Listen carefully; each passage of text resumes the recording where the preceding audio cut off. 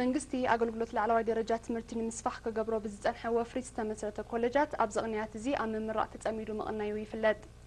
ኮሌጅ ንግድን ስነ ቁጠባን ሓልሓለ ብሰንበት 6 ሓምለ ዘመረቆም 425 ተማሃሮ ድማ ኣካል ናይዚኦም ሃብቶም ፍረዝጊ ንዝዳለው ጸብጻብ ኤልሳ ተስፋ ማርያም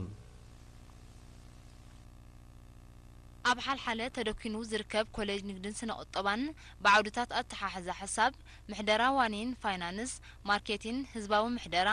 ባንኪንግ ከምኡን ቱሪዝምን ምሕደራ ሆቴላትን ከምሁሮም ዝጸንሐ 425 ተማሃሮ ብ6 ሓምለ ኣመሪቖም እቶም 400 ደቂ ኣንስትዮ ዝርከብኦም ተማሃሮ 178 ብዲግሪ 247 ድማ ብዲፕሎማዮም ተመሪቖም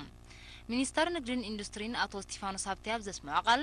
ኣብዚ መዋዕል እዚ ትምህርቲ ደረኺ ኩልንትና ምዕባለ ከም ዝኾነ ብምጥቃስ ብዘይ ዝጋነን ትሕዝቶ ባህርያዊ ሃብትን ሰፊሕ ለምዒ መሬትን ደርማስ ምዕባለ ዘመዝገበ ሃገራት ጭቡጥ ኣብነት ናይ ኣገዳስነት ትምህርቲ ከም ዝኾነ ገሊጹ ኣስዒቡ ሚኒስተር ስቲፋኖስ ኣብዚ ዋጋ ትምህርቲ ኣዝዩ ዝዓረገሉን ሃብታማት ጥራይ ዝተሓዘ ኮይኑሉ ዘሎ እዋን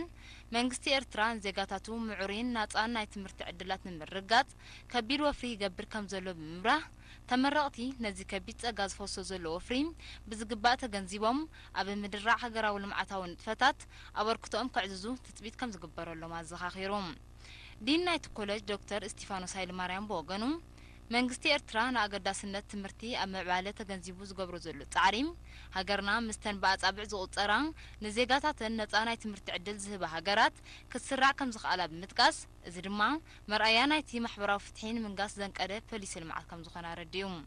እቲ ኮሌጅ ምስ መሻርክቱ ብምትሕባር በብእዋኑ ዘድልዮም መሳርሒታት ኣብ ምምላእ ከም ዝርከብ ዝሓበረ ዶክተር ስቲፋኖስ ኣብ ምስትምሃር ጥራይ ተደሪቱ ንዝነበረን ጥፈታቱ ብምዕባል ኣብዚ እዋን እዚ ኣብ ዝተፈላለዩ ኣርእስትታት ምርምራዊ ጥፈታት ጀሚሩ ምህላው ኣነጺሩ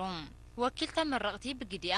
ንስተገብረሎም ገዚፍ ወፍሪ ብትጋትን ተወፋይነትን ኣብ መደባት ሃገራዊ ልምዓት ብዝገብርዎ ኣበርክቶ መሳክ ከም ዝኸፍልሉ ኣረጋጊጻ